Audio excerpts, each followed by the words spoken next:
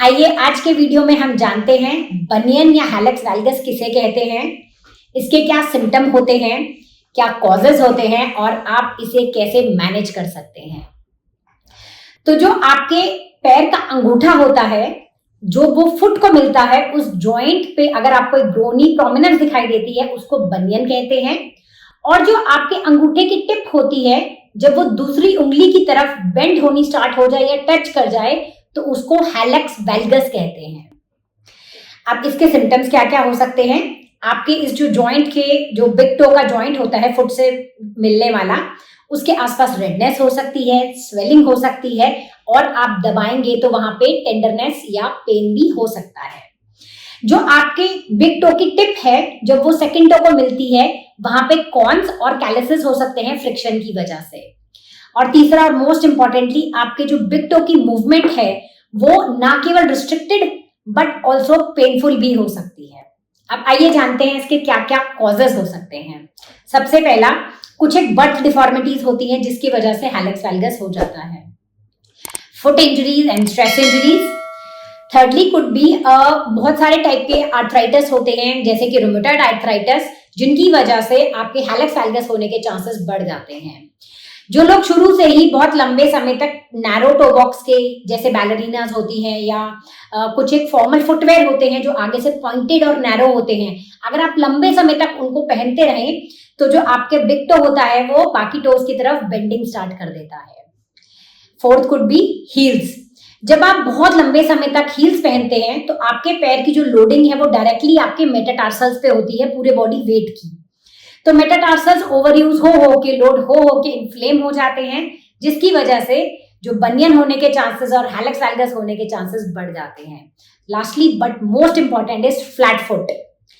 बहुत सारे रिसर्च में पाया गया है कि जो फ्लैट फुट होता है उसका कोरिलेशन 8 से 24 टाइम्स रहता है जिन लोगों को फ्लैट फुट होता है, क्योंकि आपका पैर एक वैल्गस में बेंड करता है और आपके बिग टो की हर वक्त लोडिंग होती रहती है, जिसकी वजह से हैलक्स वैल्गस होने के चांसेस बहुत ज्यादा बढ़ जाते हैं।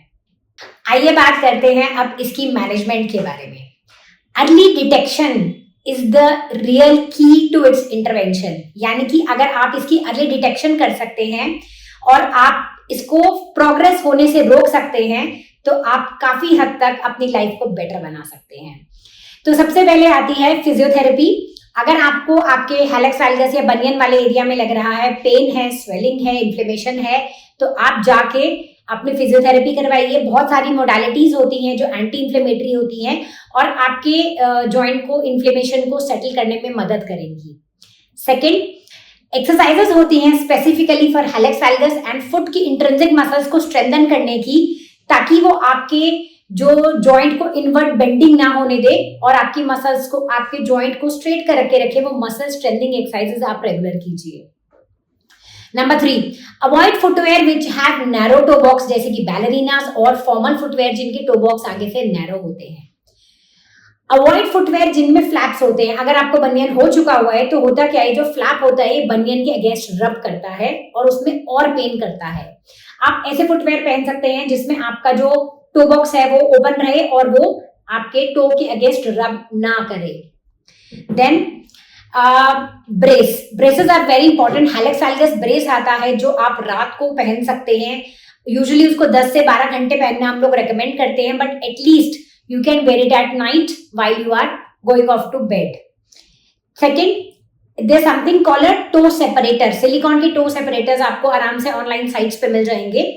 आप दिन में अगर आप शूज पहनते हैं या क्लोज फुटवेयर पहनते हैं या जब आप बैठ के रेस्ट करते हैं तो भी आप इसको पहन सकते हैं। ना केवल ये आपके बिग टो और सेकंड टो के बीच में एक सेपरेशन सेपरेट करके रखता है called toe separator, but also it can help protecting your bunion और जो इन्फ्लेम जॉइंट होता है उसका आपके फुटवेयर के अगेंस्ट बार बार रब करना या फ्रिक्शन से उसका वर्सनिंग होना प्रोटेक्ट कर सकता है।